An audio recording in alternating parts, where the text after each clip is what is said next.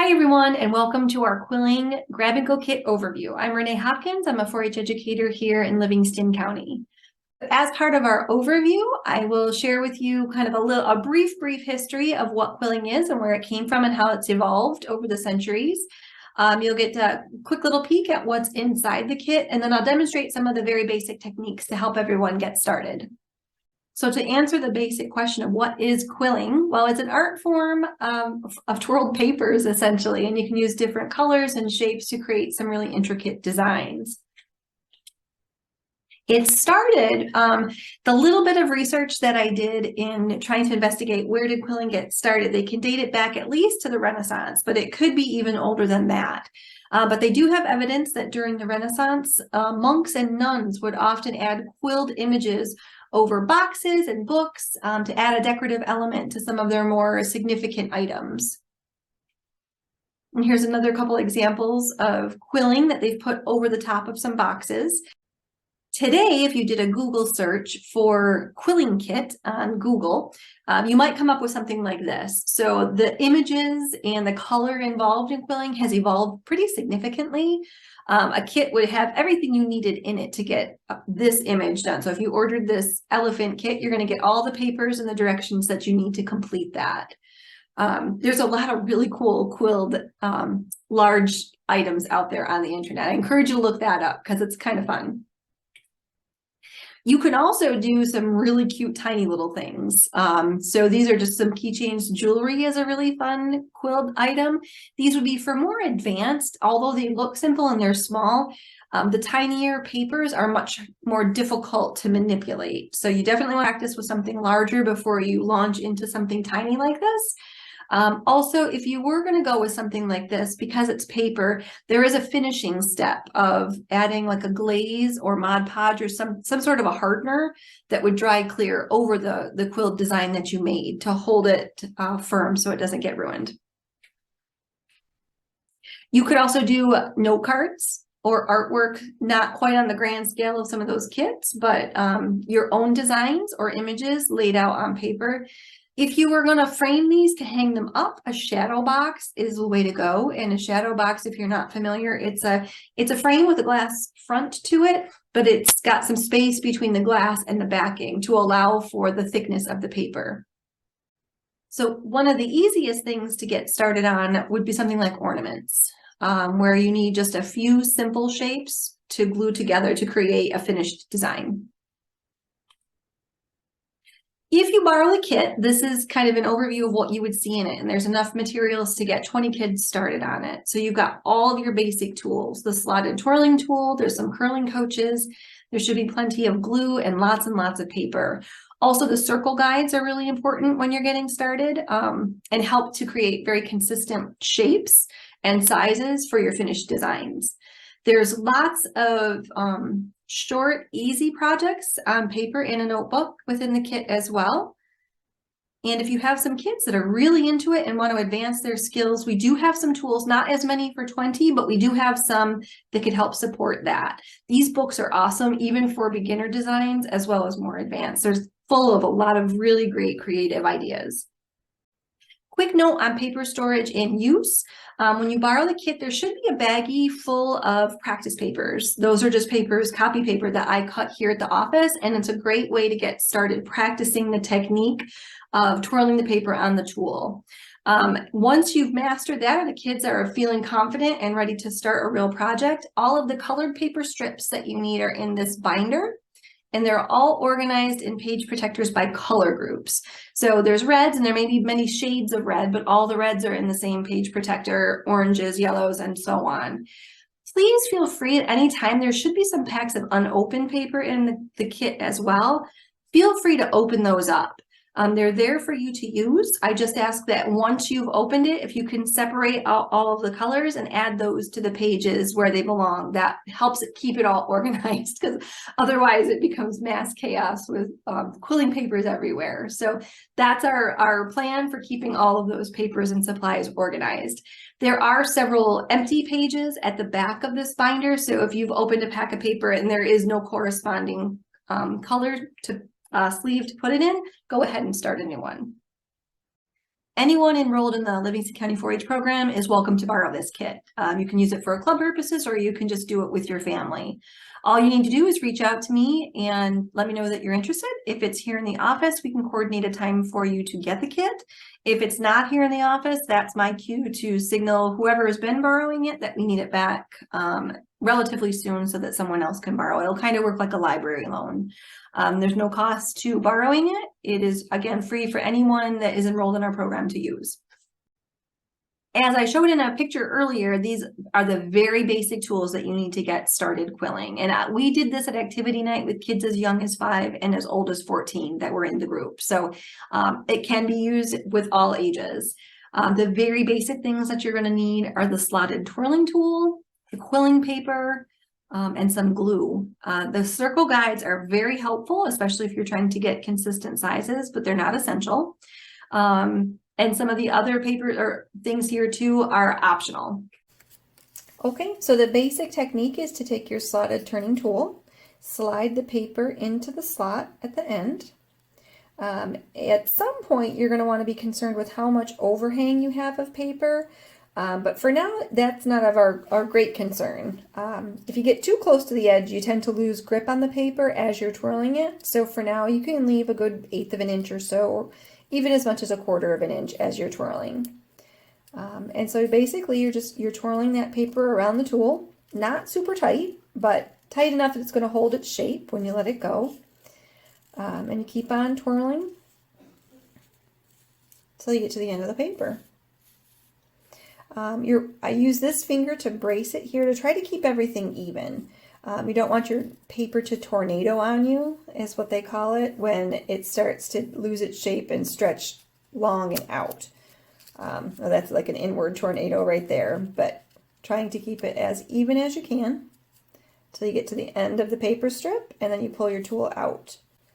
Then, depending on what size circle you're looking for,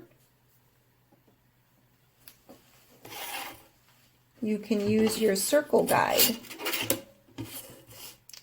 And notice on here, each of the circles is numbered differently. A lot of the directions will tell you what size circle you're trying to make, but if you're making your own design, really you just want to be consistent. So if you choose circle number 3, and you're going to need 12 of those, then you're going to let them open up in circle number 3 12 times. So you have 12 of the identical size papers. And I'm kind of tapping on this one right now because as I twirled it, it got smaller than the number 3. So if you tap it, it'll start to unwind a little bit until it fills that number 3 right up. And then you need just a little bit of glue right on the inside of that. And less glue is better here, because the minute you start getting glue all over your fingers, it just gets sticky and it's harder to work with the papers. So less glue is better, and I obviously used too much right there. All right, so you want to practice lots and lots of circles to get started. Getting comfortable using the twirling tool, using 2 hands together like that. I'm trying to produce consistent sized circles. You can see my variety here is not consistent. I have several different sizes, which is what you could expect from some beginners. All is good as you're learning though, so go ahead and practice. I would have everyone make anywhere from 8 to 12 so that they can start turning those circles into different shapes. So as you're learning more and more about quilling and looking at different quilt designs, you start to notice there are different shapes involved. But every shape starts out as your basic circle. And then depending on how you manipulate that circle, you can end up with different shapes like teardrops or triangles or even hearts. So one of the basic shapes that you'll start with is you take your circle and you turn it into a teardrop. And that's as easy as holding it steady and pinching one end together. And then when you release it, that pinch holds its shape and you have a really cute little teardrop. Now the next one from that point is called a marquise. And that is really essentially a teardrop on both sides. So you would pinch both ends, but trying to leave the top and the bottom rounded. You don't want those to become pinched corners, but if it's pinched at both ends and round on the top and bottom, you have a marquise shape. A curved marquee shape is one little step further, and that's simply rotating it ever so slightly, so now it looks kind of like an S, and when you let that go, it holds its shape. Okay, so again, the teardrop, you're pinching one end, and that's it. The marquee, you're pinching both ends, but leaving the top rounded, top and bottom both rounded. And then the curved marquee, you're giving it just a little shift, just like that. Okay, a square, you take your circle, you're going to pinch both ends like the marquee, then you're going to rotate it 90 degrees, and you're going to flatten that out and pinch both ends again. So now you have 4 pinched corners, and when you straighten that out and organize it a little bit, you have a square. The triangle is similar, except that instead of pinching both ends to start, you just start with the teardrop shape. So you have one corner, rotate it 90 degrees so that that pinches at the top, and you can flatten out and pinch the bottom so that you have 3 pinched corners. And then again, as you manipulate that a little bit, you can change it into the triangle shape. One of my favorite designs or shapes is the heart. And again, that's going to start as a teardrop. So go ahead and do your 1 pinch for that. Rotate it so that whoops. So you're holding your, I hold the pinched corner in my non-dominant hand and then use the twirling tool to press the top center in. Give it a little pinch from there. Trying not to pinch these top corners so that when you open it up, those become rounded again, but you have your very sharp pointed bottom, and then the inside comes into, or the top comes in to create your heart shape. So for a half circle, it's almost like a marquee, but instead of making it even and on the top and the bottom, we want a little bit more paper across the top and less across the bottom. So I'm going to pinch a little bit lower down than halfway. It's not going to be an even pinch, top and bottom. So notice that the bottom is straight across where I'm pinching, but there's quite a bit of rounded across the top. Then when you let that go and it evens itself out a little bit, you have a nice half circle. So reading the directions is pretty straightforward. Basically what you're looking for is what color paper, how long of a strip are you using, what size circle are you trying to get out of it, and then do you need to change that circle into a shape. Sometimes the directions will then tell you how to glue things together, but they'll almost always include a photograph, and you can see how the pieces get glued together to create the overall design that you're looking for. So once you start practicing and you start recognizing all of the different shapes that you can make, if you're looking up designs on the internet, you can almost figure out how to make a lot of them without actually reading a pattern. So this little snowflake, if you take a nice close look at it, you can see that it's 6 ovals. I didn't show you the oval, but it's much like the marquee, except you don't pinch the ends really flat. It's more of a, you take your circle and just flatten it, but try not to pinch the ends. And then it ends up oval shaped instead of circle shaped. So this is some tightly wound circles that were squished into ovals. And then I inserted 6 heart shapes into the spaces between those and topped each of them off with tightly wound circles inside the little cavity of the top of the hearts. So that was that snowflake. Another variety, actually even easier, it's all hearts. 6 hearts in the center and 6 evenly spaced around the outside. And you can see I was even playing around with making a Santa. So if you study these shapes a little bit, you can see they're pretty straightforward. The hat has squares, topped off with circles, topped off with another circle. The beard is larger, loose circles and 2 little marquees, or teardrops actually, for the mustache. To finish this, I would probably get a little circle of pink or tan colored cardstock and glue these right onto that. And then I could either add tiny little circles for eyes and a nose or color those in with a marker. So just a couple tips to get your kids started successfully. First, some of the younger kids, as they're developing their fine motor skills, that's using your fingers to manipulate things, and especially using two hands together, that's called bilateral coordination. It's good for your brain. It helps connect both sides of your brain when you're doing that. So even when kids are getting frustrated with this, remind them it's good for your brain, and the more practice you do, the more you connect those sides of your brain. So it's really quite good for you.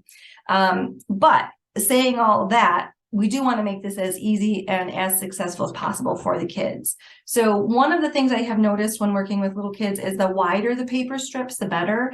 Many of those papers that are in the practice bag with all the practice papers, those are more like a 1/2 inch wide, where the actual quilling papers that I've purchased, we have 3/8 of an inch thick and then some really thin 1/8 inch thick.